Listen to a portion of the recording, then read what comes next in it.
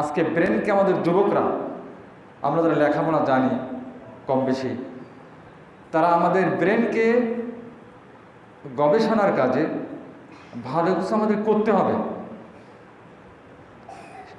জাতিকে দিতে হবে, সমাজকে দিতে হবে, ইত্যাদি ইত্যাদি, যেগুলো সদকায়ে জারিয়া,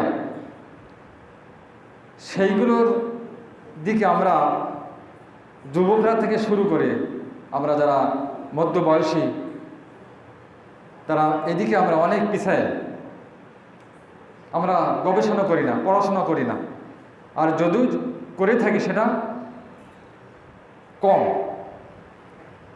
আজকে যুবকরা যদি আমাদের তাদের ব্রেনকে কাজে লাগাতো, তাহলে আজকে অসংখ্য বিজ্ঞানী, দার্শনিক, সাহিত্যিক, তাফসীরকারক আজকে বাইর হতেন। কি হতো কিনা? হচ্ছে না কেন?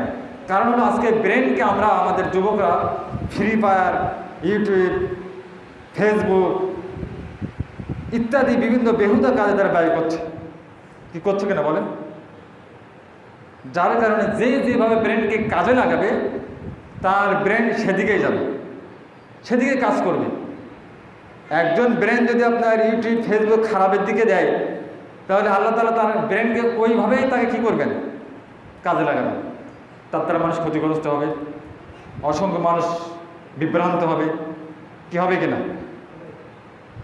তো আমাদের দুর্ভাগ্য আমাদের জন্য, আমরা আমাদের ব্রেনকে অধিকাংশ মুসলিমরা কাজে লাগাচ্ছে না। আমাদের যুবকদেরকে, আমাদের ব্রেনকে কাজে লাগিয়ে যেন আমরা জাতিকে, সমাজকে কিছু দিতে পারি এবং দুনিয়া কল্যাণকামী হতে পারি, আখিরাতে আমরা যেন জান্নাতে যেতে পারি, সেই তৌফিক আল্লাহ তাআলা আমাদের দান করুন। আমরা সবাই আল্লাহুম্মা আমিন।